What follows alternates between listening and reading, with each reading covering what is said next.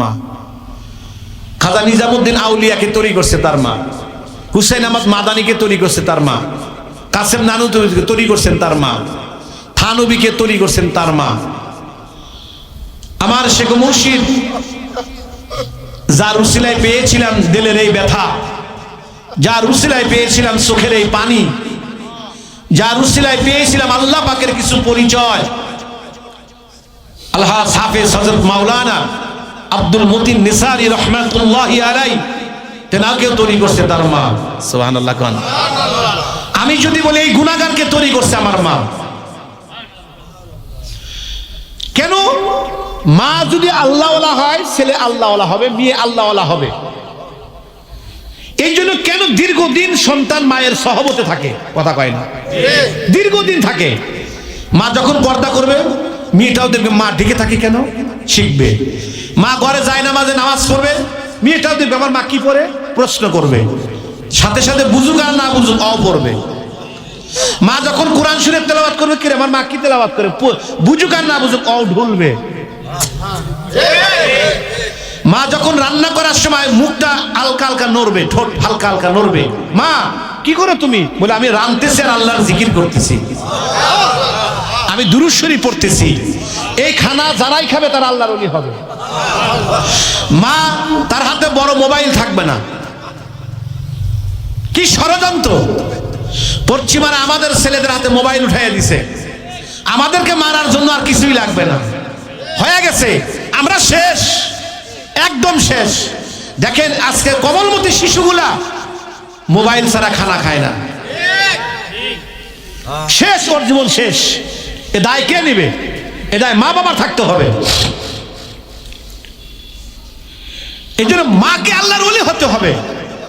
আব্দুল কাদের জিলানী রহমাতুল্লাহি আলাইহি, আমাদের ইমাম বুখারী রহমাতুল্লাহি আলাইহি, উনি বাড়িতে আসতেছেন হাসতে হাসতে, জিজ্ঞাসা করলেন কি হয়েছে গো বাবা, হাসো কেন?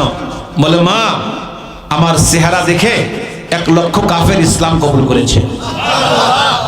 মা বললেন এটা আমার জন্য বাবা, তুমি যখন আমার পেটে ছিলে আমি কোনো দিন পর্দার খেলাপ করিনি, তুমি যখন আমার পেটে ছিলে এই অবস্থায় আমি তাহাজ্জুদ পড়েছি, কোনোদিন আমি তাহাজ্জুদ কাজা করিনি।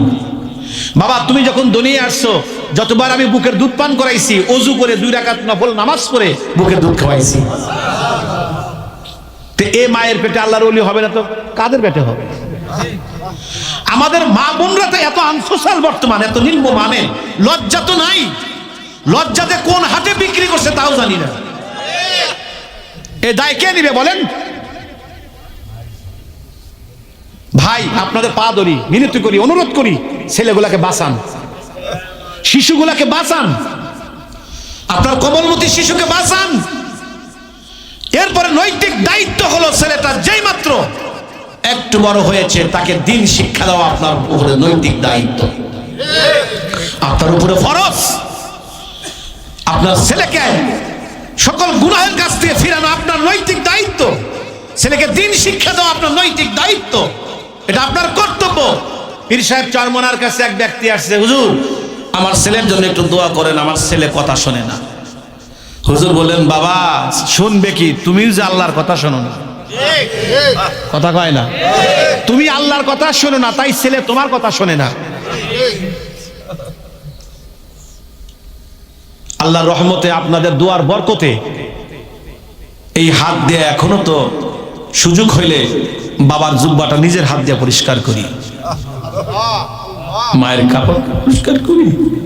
অনেকদিন দেখছি জান্নাত কামাই তো সহজ, যাই না রেখেন আমার দোয়া কবুল হবে কি না হবে সন্দেহ আছে, আর একজনের দোয়া কবুল হবে কি হবে না সন্দেহ আছে।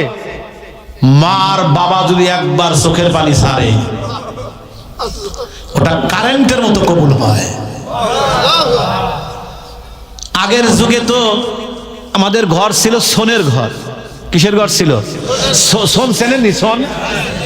এই ঘরে থাকতাম, বৃষ্টি নামলে পানি পড়তো, বাবার গলা দুলে শুইতাম, মাঝখানে শুইতাম মা আর বাবা। আমি তো তখন ছোট্ট, কিছুই বুঝি না, বাচ্চা মানুষ। মাঝে মধ্যে রাত্রে মারে পাইতাম না, আমার মা গেল কই, আমি খুঁজতাম, কান্না করতাম।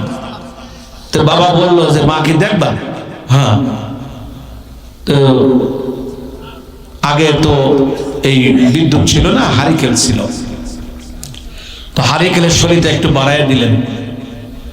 তখন বাবা বললেন, ঘরের কানের দিক তাকাও। ঘরের কানের দিকে তাকায় দেখি আমার মা কাঁটাযুক্ত সেলাই করা যায় নামাজের সেজদার মধ্যে গিয়ে গুন গুন গুন গুন করে কাঁদতেছে। মার পাশে যা বসতাম, কোলে উঠতাম, মা সরাইয়া দিত। নামাজ যখন শেষ, মা টান দিয়ে নিয়ে কোলের মধ্যে নিত, নিয়া বুকের মধ্যে নিয়ে আমি নিজের হাত দিয়ে মার চোখের পানি মুছে দিতাম। ওমা কান্দো কেন? আর মা কাঁদে, শিশু বাচ্চারা তো কাঁদবে। ওমা তুমি কান্দো কেন? তোরে কি হয়েছে মা? আমার মা বলতেন, বাবা এই সেজদার মধ্যে কান্দি তোর জন্য। আমি আল্লাহরে বলতেছি, আল্লাহ আমার ছেলেটাকে তুমি কবুল করবে।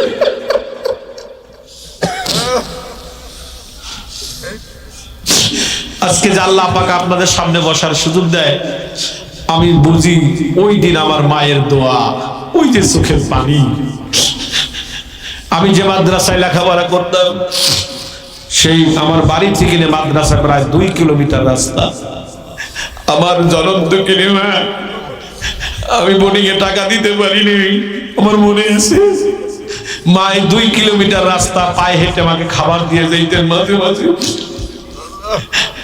মা বর্ষার দিনে পাশে